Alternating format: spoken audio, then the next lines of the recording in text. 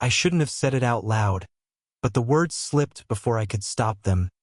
Then stop making me feel it. It wasn't planned. Nothing about her ever was. She was older, mid-40s maybe, the kind of woman who carried silence like armor.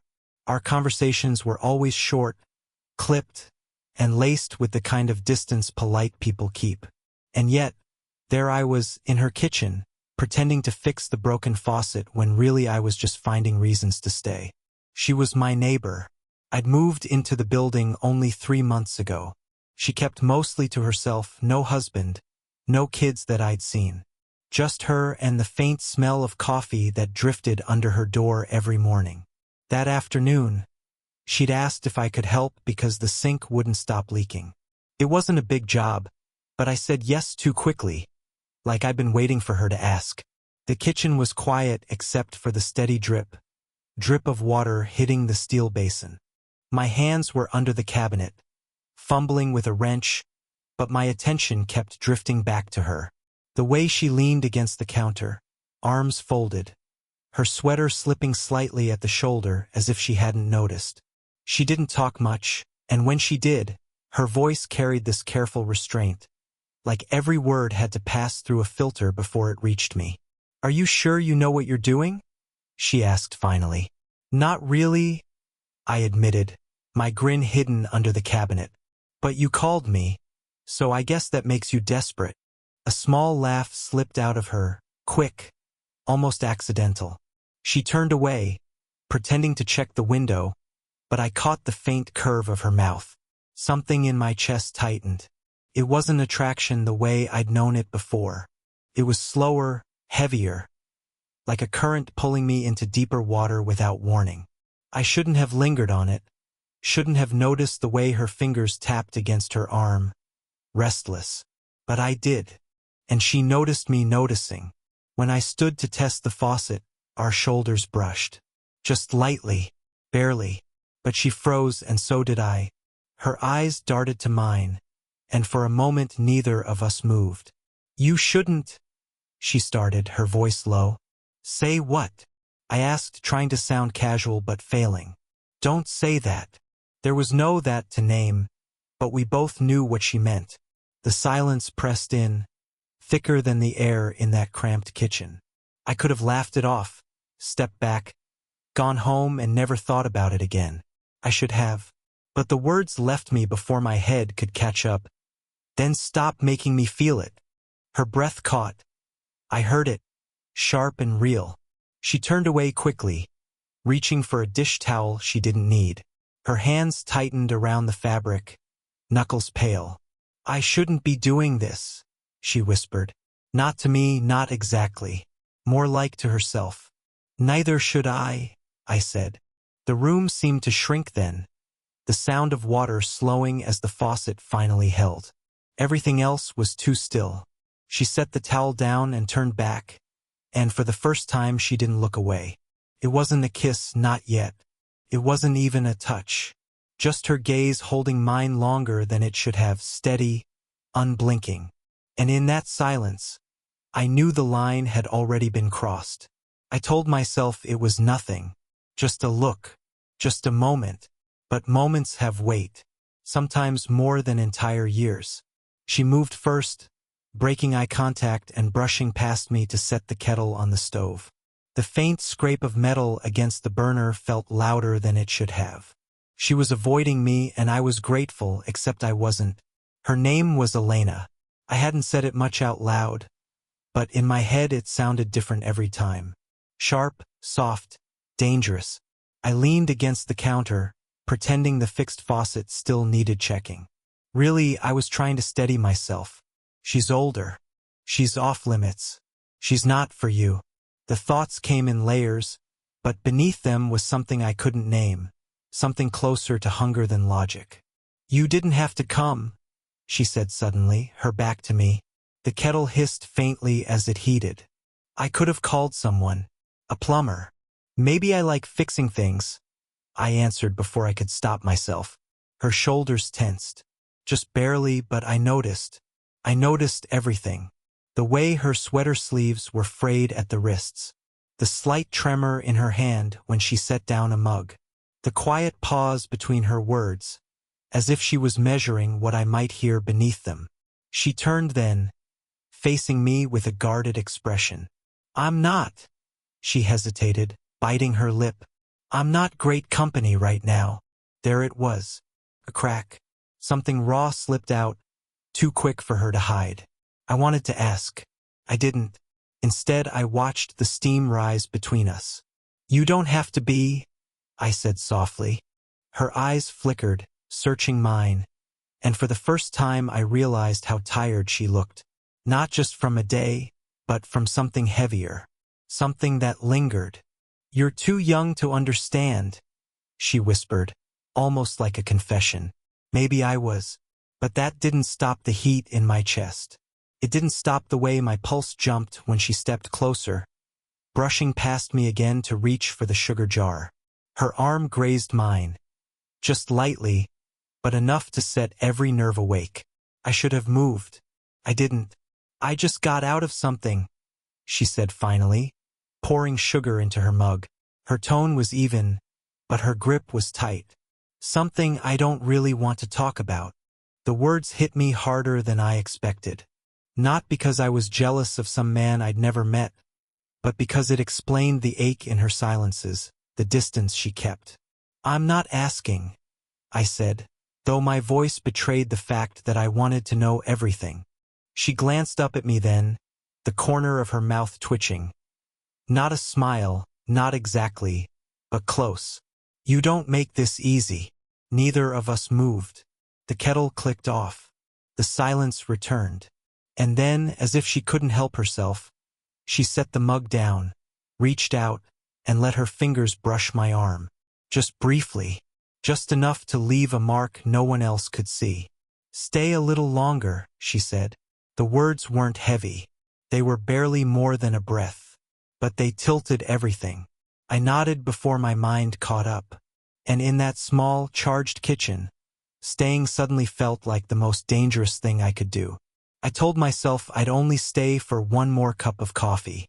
One more harmless excuse to sit across from her, pretending we were nothing more than neighbors. But nothing about her felt harmless anymore. The mug was warm in my hands, though I barely drank. She sat opposite me at the small kitchen table, her hair falling loose around her face. Without the careful restraint she usually carried, she looked softer. Tired, yes, but also more real than I'd ever seen her. "You ever regret it?" I asked before I could think better of it. Her eyes lifted slowly. "Regret what?" "Not saying things when you should have." The question hung between us, heavier than I intended. She didn't answer right away, and in the pause I noticed the small details again. Her thumb circling the rim of her mug, the faint crease between her brows, the way her foot tapped once beneath the table. Finally, she said, "All the time." Her voice was steady, but her gaze dropped to the table as though she'd revealed too much. I wanted to reach across and touch her hand. Just once. Just enough to say I'd heard her. But I didn't move. Instead, she moved first. Her elbow brushed mine as she shifted closer.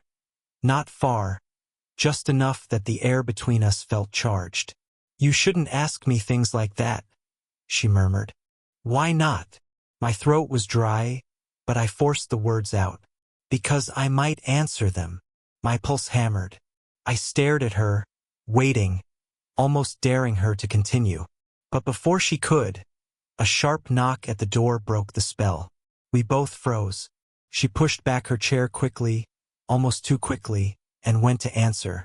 A neighbor stood outside, holding a misdelivered package. I caught only snippets of polite small talk. "Thank you, no worries, good night," before she closed the door again. But in those few minutes, the kitchen felt colder, like the interruption had reminded us both of the world outside this bubble. She leaned against the door when it clicked shut, exhaling.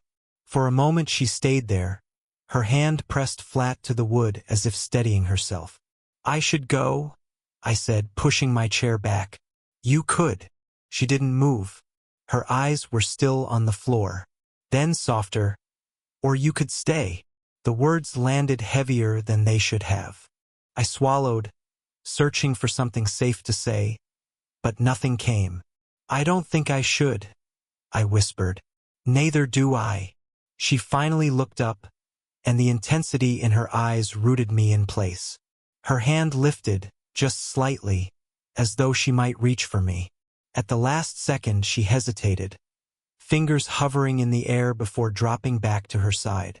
But that flicker of almost touch was enough. We weren't across the line yet, but we were standing right at the edge of it. The silence after her words stretched long enough to feel dangerous. I should have left. Every thought in my head told me so, but my body didn't move.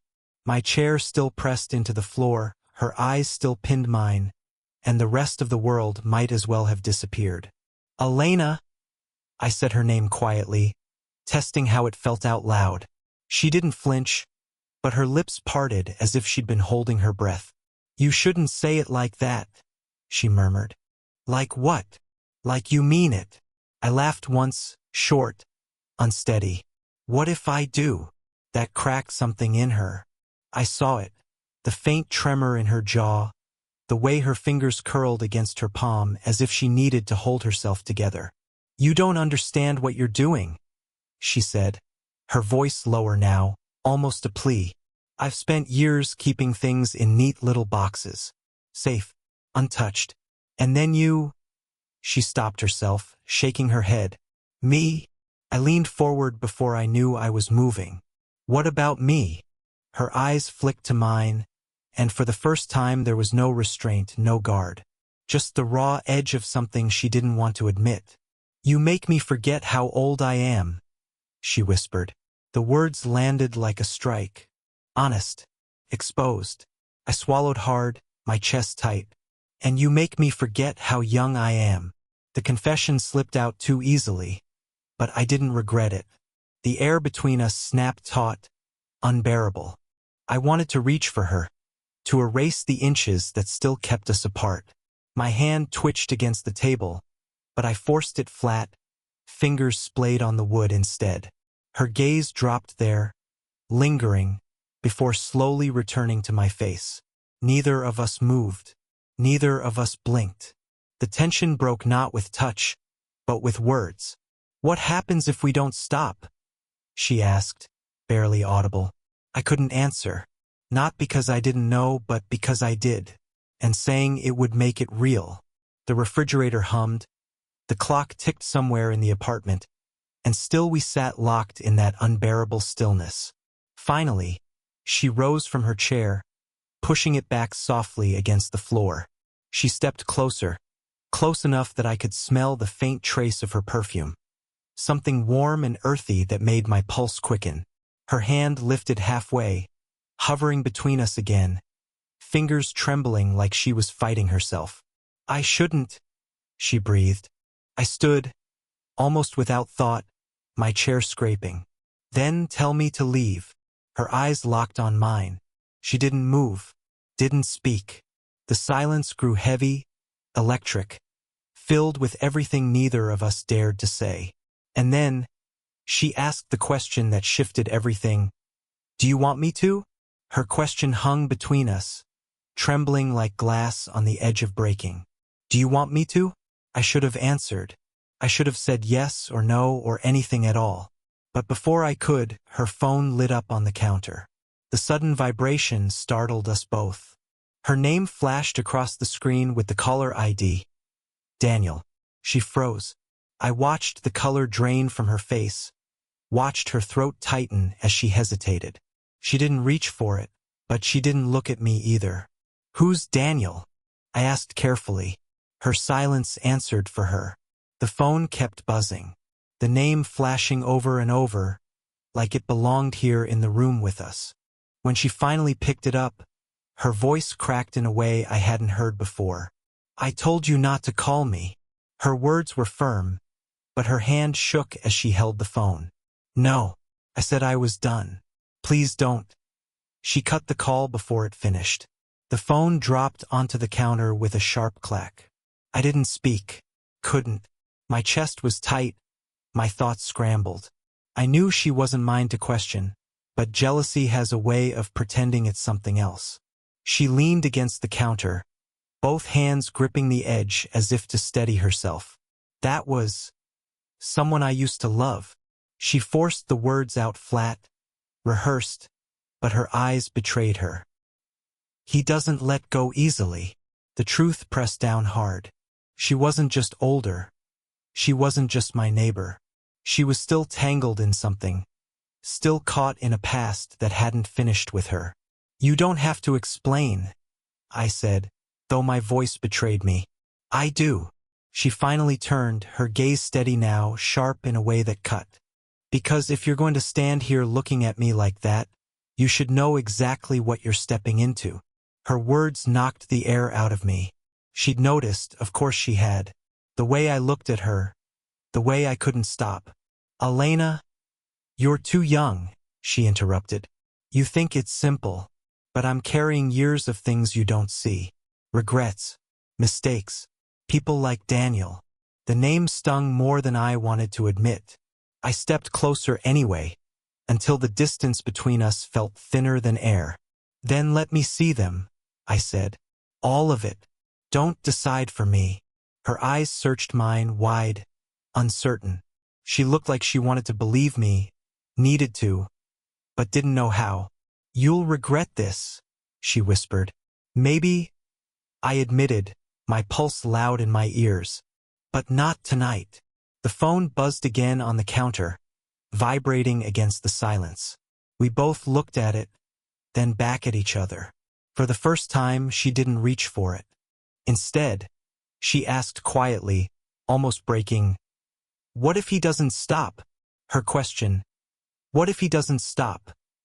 hung in the air, heavier than anything she'd said before. I didn't answer right away.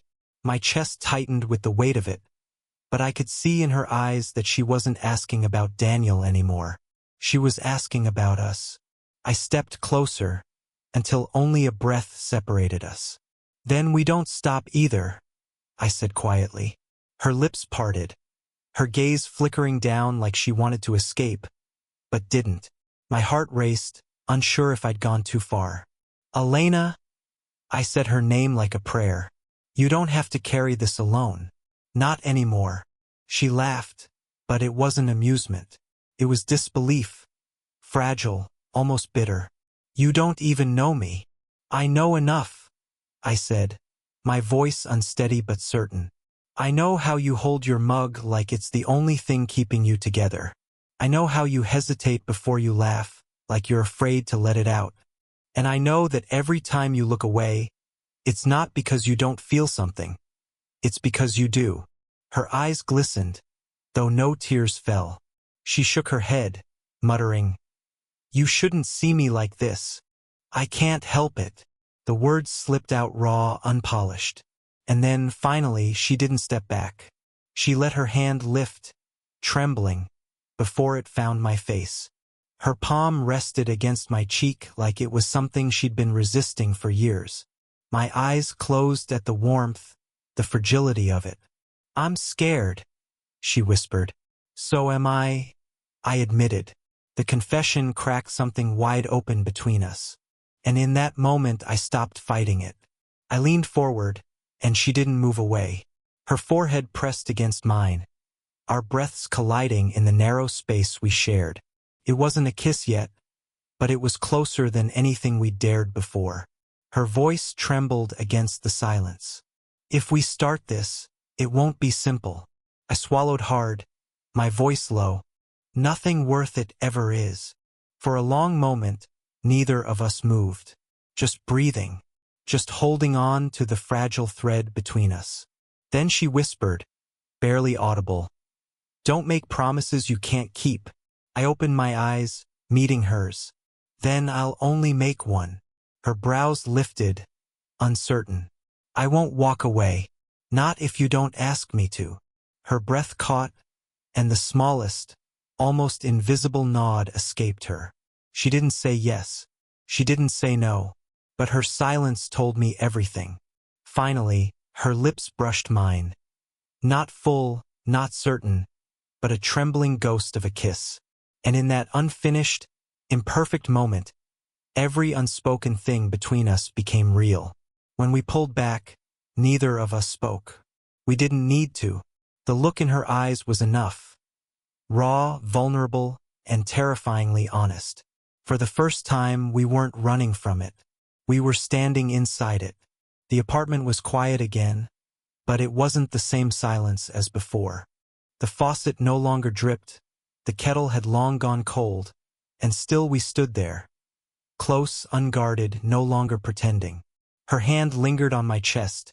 Fingers curled lightly into my shirt, as if testing whether I'd vanish if she let go. I didn't move. I wanted her to know I wasn't going anywhere.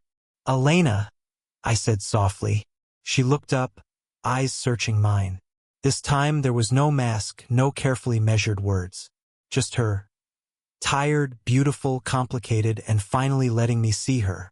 "I don't know if I can do this," she admitted. "I'm not 20 anymore. I don't get to make reckless choices without thinking of the consequences."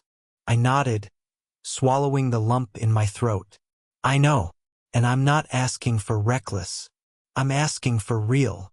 Her lips parted, trembling slightly. "Real hurts. Sometimes," I said, "but so does pretending it's not there." For a long moment, she just looked at me.